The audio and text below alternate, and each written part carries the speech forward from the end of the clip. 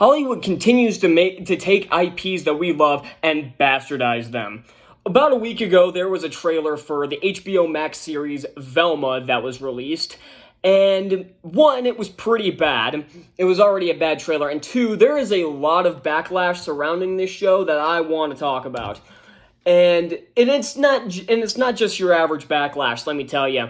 And there are several things I want to talk about here, including one that is about another an HBO Max Scooby-Doo style movie that came out that I of course didn't watch, and I'm not going to watch. I'm not going to review that. I have better things to watch. But yeah, there's a lot of backlash surrounding the show. This is my second time recording this too, because the last one went really... I don't like these rants being overly long, and I had still had like a ton to talk about, and I was already like 11 minutes in.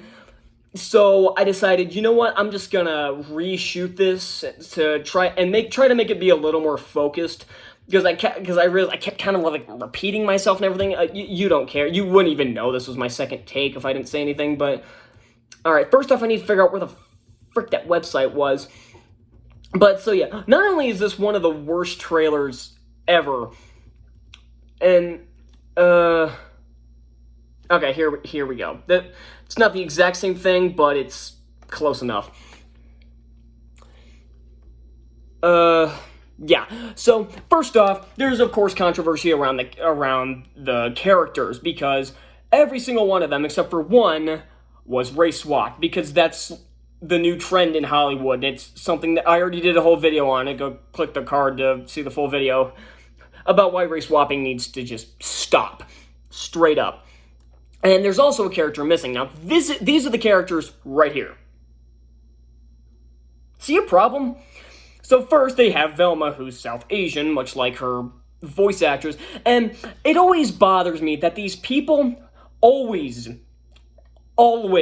say, oh, it doesn't matter what they look like, but I can only voice them when they look like me. Like, I can only connect them when they look like me. I'm gonna throw this meme up here just for about 30 seconds or so, just to give you an idea of what I'm talking about. I found this meme not too long ago, like a few days ago, and I thought it was perfectly representing my problem with this kind of thing. So, yeah.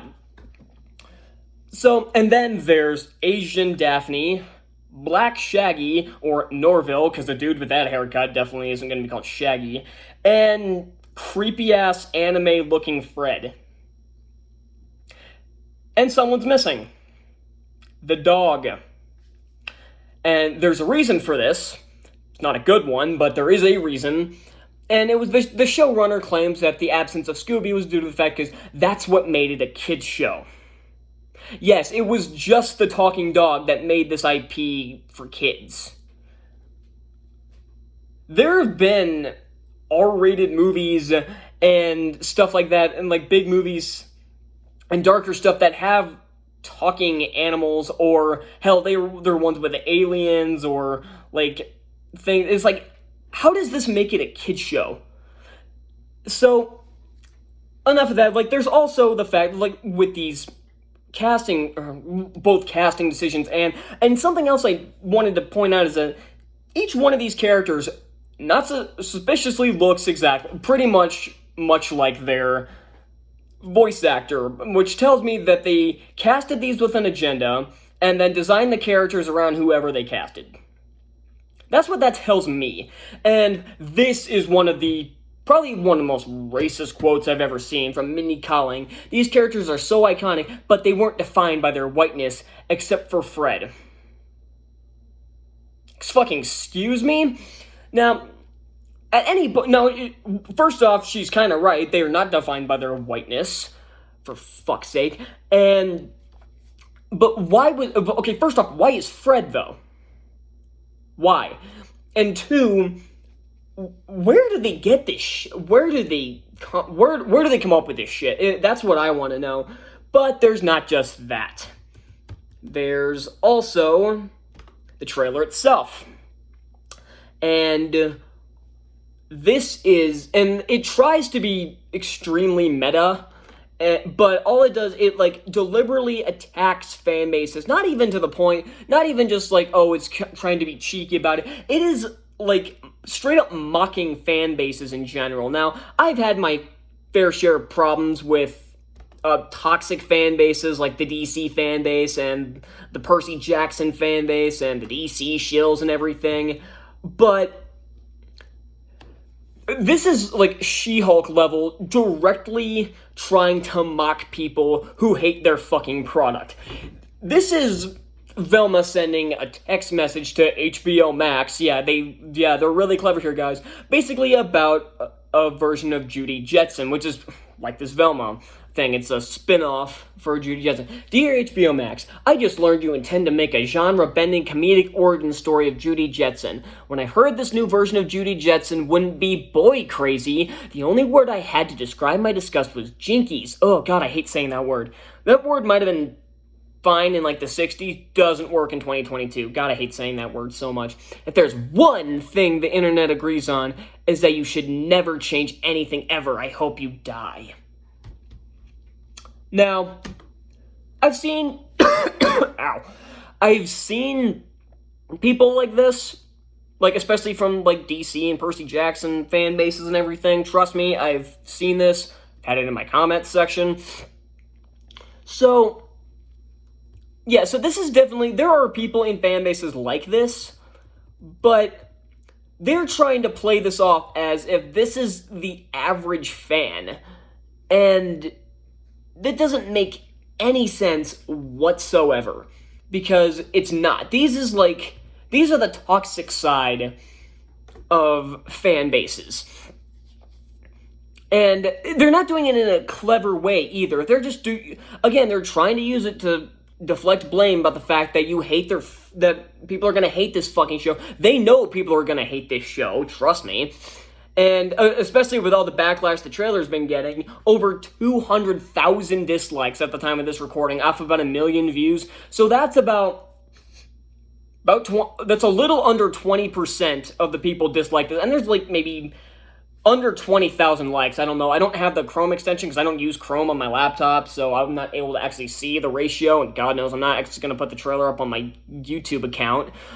I had it up on a different site. But there's something else as well. Now, they had another, like, a Halloween HBO Max Scooby-Doo movie where they made Velma gay. Now, this has been, like, people have been wanting this for years, for fuck knows what reason. And it's never been explicit because she's always been after, especially like she's always had a thing for Shaggy. So it's never been real, I guess, because she's always had boy crushes. But now they did that for the movie, but then people, of course, flipped out, even though the woke people were trying to defend this race swapping bullshit. They're now pissed off at it because of this. Oh my god, look at this fucking article title. I'm not going to read this article, but look at this title from the Gamer on something. Gay Velma has already been ruined, has a crush on Fred in HBO Max show. Oh no.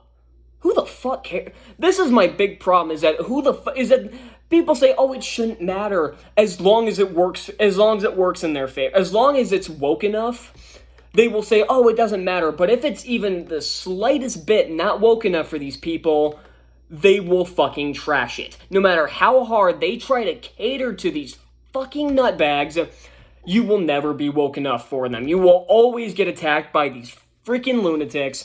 And it's always funny to watch these stupid reboots that try their damnedest to be woke as fuck just crumble like this. This is going to be a huge, just absolute flop for HBO Max, and thank God. I don't know how this got the green light, because David Zaslav basically cut anything non-essential. He cut the Batgirl movie, cut the Scoob sequel, might I add, or I guess it was a prequel, but I digress. He cut a bunch of animated projects, yet this got a pass? How the hell is that possible?